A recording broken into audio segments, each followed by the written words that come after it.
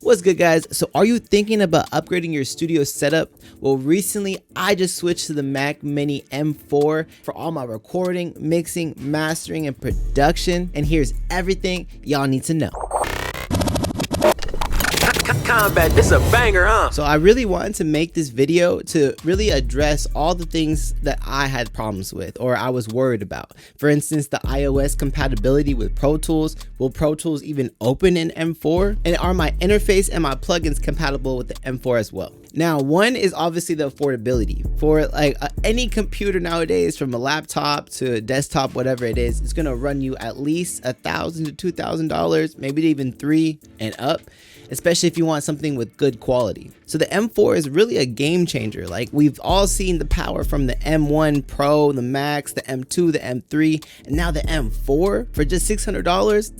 That really stood out to me. Is Pro Tools able to run on this? Is Ableton able to run on this? Fruity Loops? Like, am I able to record properly? Like, this would be huge with the M4. So I'm sure you Mac and Pro Tool users had this problem before, and it's pretty much when you upgrade the iOS and it's not compatible with Pro Tools, and you're having all those crashing issues. Pro Tools is not running smoothly, and it's just headache after headache.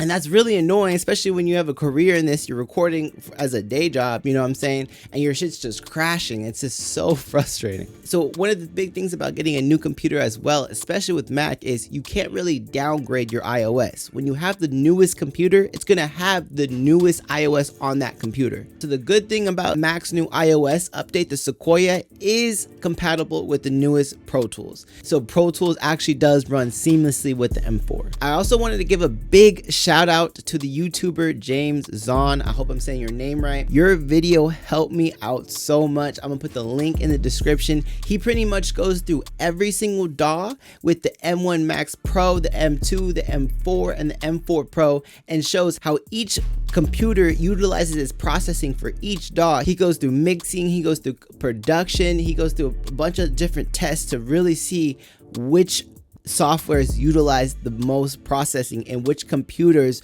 run the fastest. It's amazing. So one thing that caught me really off guard when I was running Pro Tools was that I started Pro Tools and it was running fine. Then I installed my plugins and it seemed like they all were all grayed out, and Pro Tools was saying pretty much it wasn't going to be able to use any of my plugins. So that obviously freaked me out. I use a lot of FabFilter, Waves, Native Instruments, and they just weren't working. So I did a bunch of research and everybody kept saying, hey, make sure you open with Rosetta, open with Rosetta.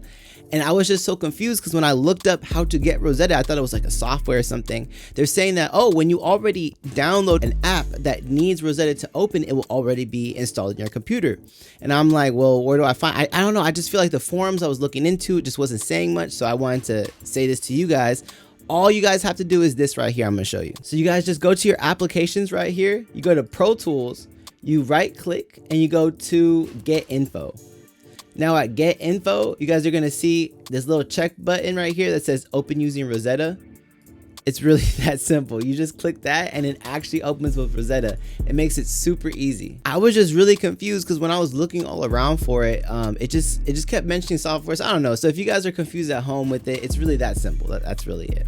And all your plugins are going to be able to work with it. So another little bump in the road I kind of had with the M4 was I installed all my Waves plugins. I have a lot of Waves plugins. I have the product portal for it.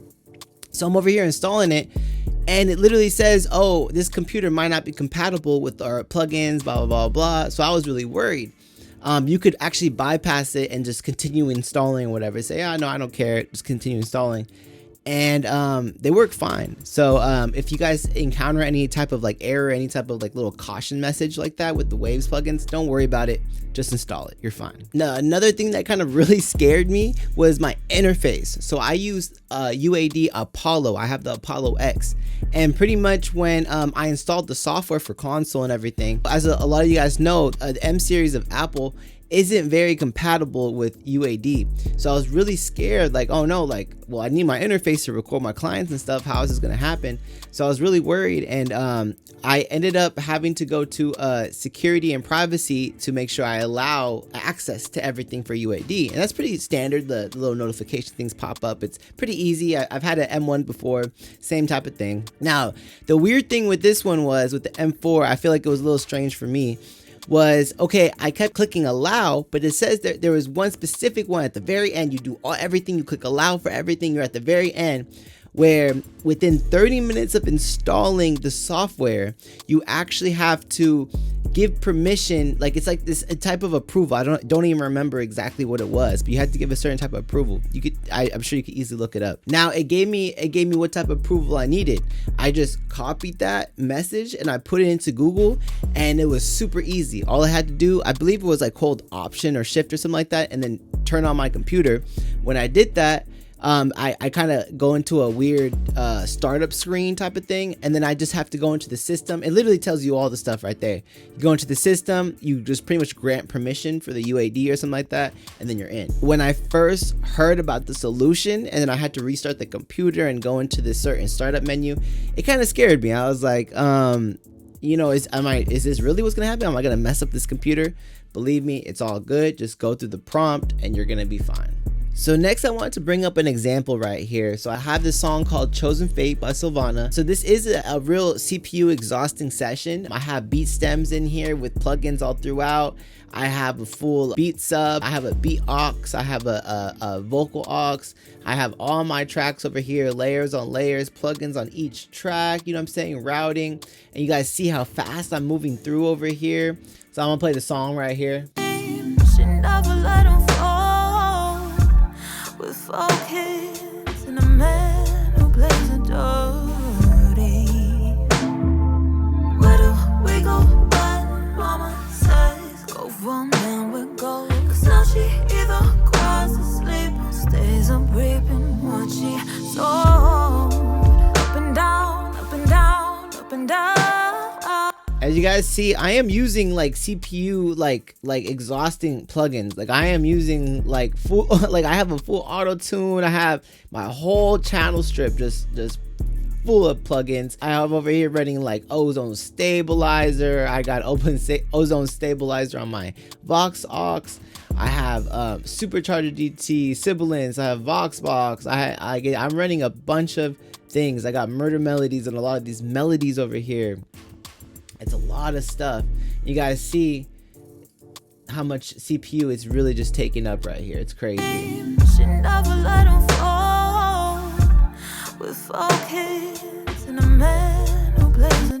this is like a full session right here. You know what I'm saying? One of my bigger ones. We could probably be able to put a third or another 50% CPU processing on this thing. It's still gonna run like pretty cool. Might obviously slow down, but it'll run pretty cool. So one of the things James Zhan said in his YouTube tutorial that I feel like is very important is Pro Tools utilizes like the full CPU processing of the M4, which is crazy. So with other like with certain like softwares and computers and stuff, they don't utilize, like they might have like these 10 cores and whatever the fuck, but they're not utilizing all the cores to make sure that the program is running at the smoothest it can run. For instance, another DAW that I love, that I use all the time, is Ableton. That is like my producing to-go software. The Mini Mac M4 does not run as smooth as Pro Tools. So I'm in Pro Tools, I'm running 96 hertz sessions. Everything's just running so smooth, plugins, everything. When it comes to Ableton, it's still fast, it's still amazing, especially from your average like whatever, like not an M computer, not an i7 or i9, but it's just not as fast, you know what I'm saying? And I could tell Pro Tools works like a beast, you know what I'm saying? It's amazing. So with the computer model that I specifically have was about the $800 model. It had 16 gig and then 512 SSD. It's running amazing. I believe the $600 version is M4, 16 gig RAM, and I believe like 256 SSD.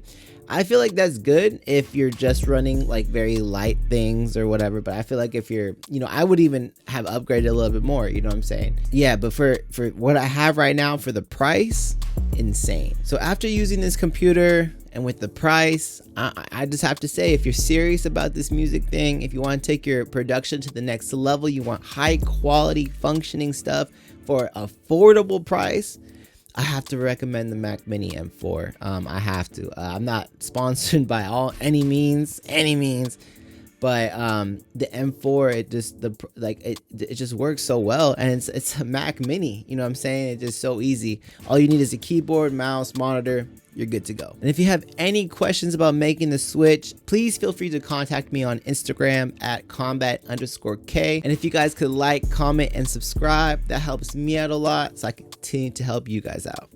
Let's get it.